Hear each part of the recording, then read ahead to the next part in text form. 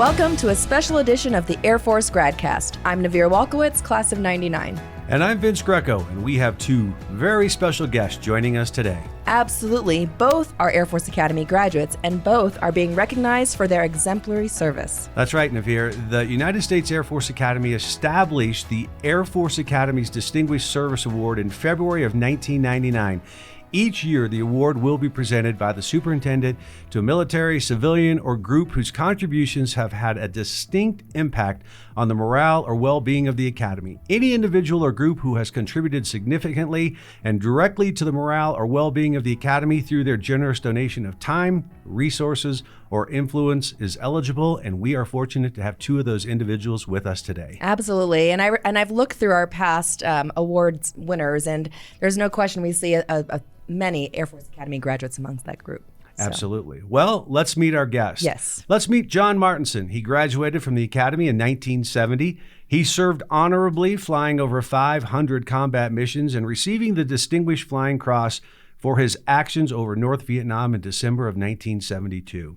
He developed a passion for philanthropy, donating generous amounts to the Academy, notably for the Martinson's Honor Program and Academy Planetarium and STEM Center. His philanthropic gifts have supported and promoted academic excellence, intellectual curiosity, and enhancing the transformation of Academy cadets to warrior scholars and officers in the Air Force and Space Force. Welcome, John. Good morning. Please allow me to introduce Colonel Randy Helms, class of 1979, retiring from the Air Force after 29 years of service. In retirement, he continued to embody a service before self philosophy by championing the need to improve the Academy. His efforts saw the first class gift added to the Honor Court, a bronze sculpture of the AC-130, and shepherding a 7-year fundraising effort to support the Academy's mission. Most recently, Randy served on the City Council for District 2 of Colorado Springs. Welcome, Randy. Thank you very much, Navir. Good morning, everyone. So let's start with John. Who in your life helped mold you and your dedication to service? Because you have given a lot back to not just the Academy, to other institutions and people around the country. It started right in the beginning from my father and mother. Mm-hmm. My dad was a 1941 graduate of Georgia Tech in the Army ROTC program, and he immediately went to the Pacific Theater in combat with MacArthur and didn't return until 1945. Wow. So it was 4.5 straight years of overtaking island after island in the Pacific. Those stories, his conviction to the service in America have lasted throughout my life. My mother worked for the government while he was away, and throughout her 85 years, there was never a time she wasn't organizing an event, doing something to help others, whether it was church or social or school or grandchildren. She was just fantastic from the very beginning I met her right to the end. And it showed that you can be a service provider every day. Wow. And I bet she's looking down now thinking, look at how well my son has turned out and what he's doing to help others as well. And as far as philanthropy, I learned that from a fellow grad, Bart Holliday. Mm-hmm. Bart and I worked together in venture capital. He went on to very early success and became a donor, and he just wowed me with the Holiday Center. Right. That I had been a moderate donor up until I saw that and said, wait a minute, here right in the midst of all these government buildings, he alone could create something really outstanding. Sure. And convince others, and it was been a terrific role model for me. Certainly an amazing He's role a past model. Winner of this award yes. as well. Yes, right. Yes, I was just about to mention that. Yes. And how fitting. Randy, same question for you. Who really helped you in this way? Well, thank you, Navir. It's interesting how similar, different but similar for John and I. Same thing. I grew up in a family that was service-oriented, both my mother and father. My father, Korean War, when Korea was invaded, he had just graduated from high school, and instead of going to college, what he had planned to do, he joined the brand new Air Force in the summer of 1950. Wow.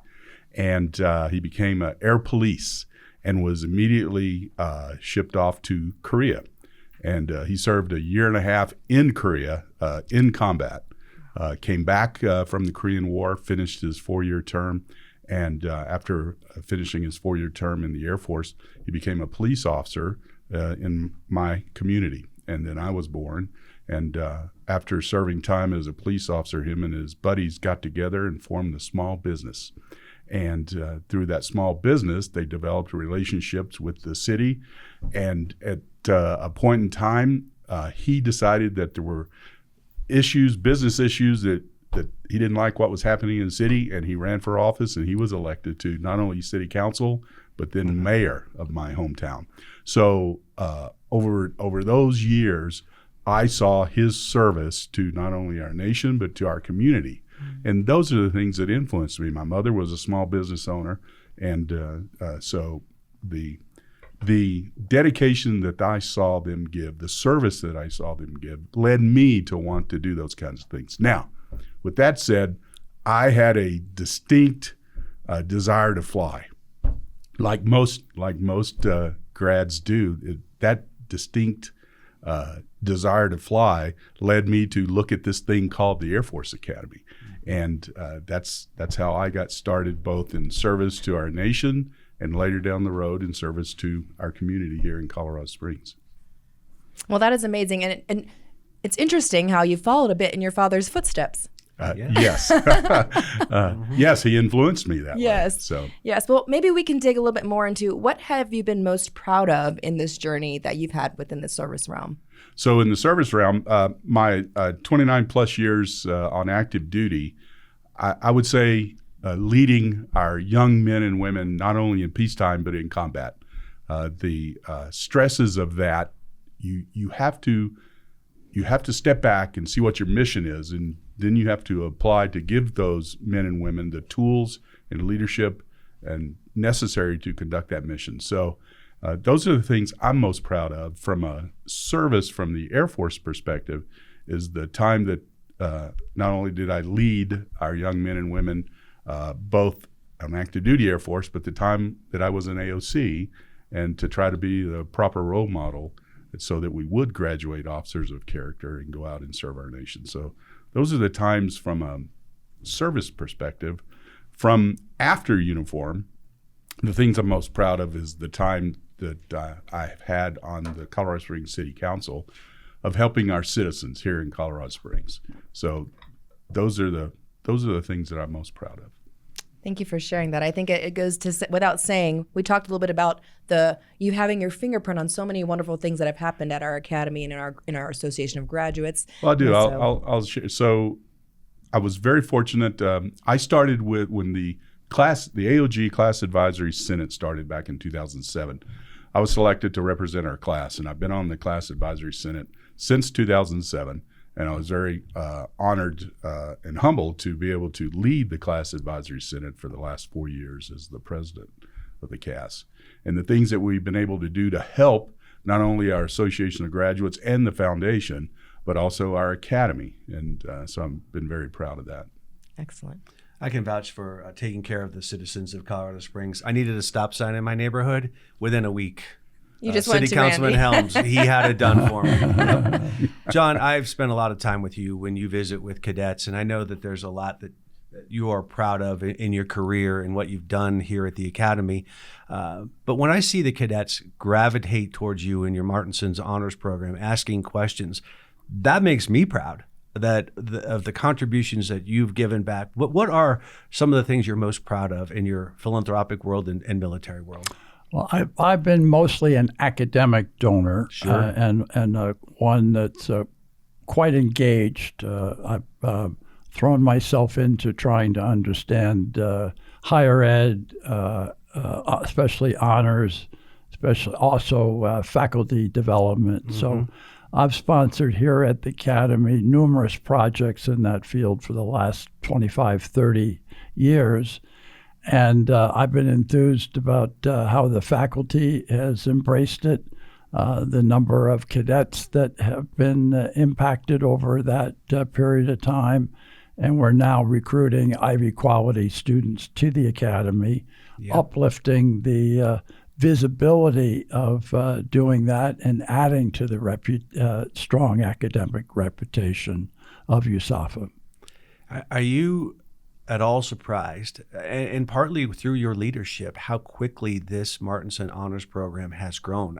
Literally, we started with a handful of students and a very small budget, and it has grown tenfold over the last several years. Well, I'm one of the things I learned at the Academy was leadership and organization and how to influence people.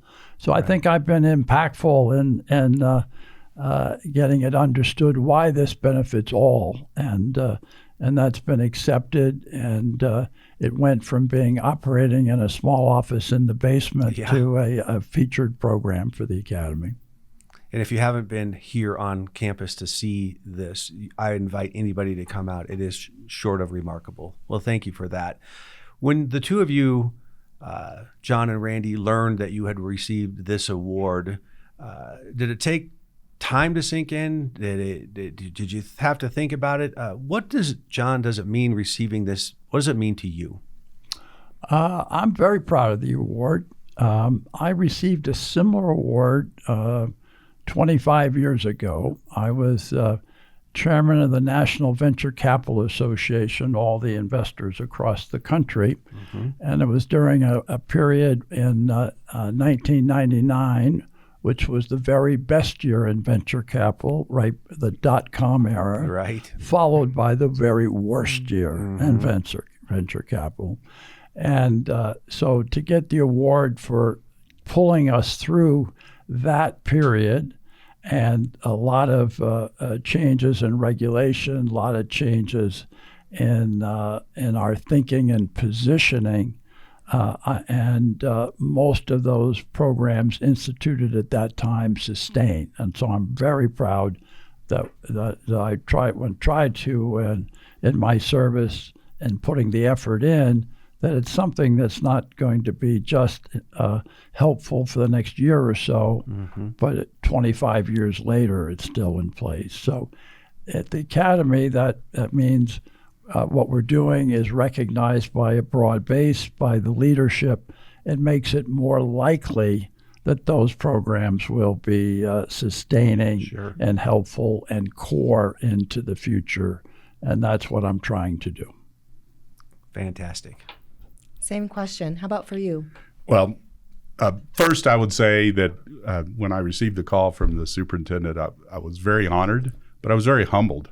I tried to understand why the Academy was recognizing me for this award, and the Sup did a really good job, of course, of saying some of the things that I'd been recognized for, and the reason I'd been selected.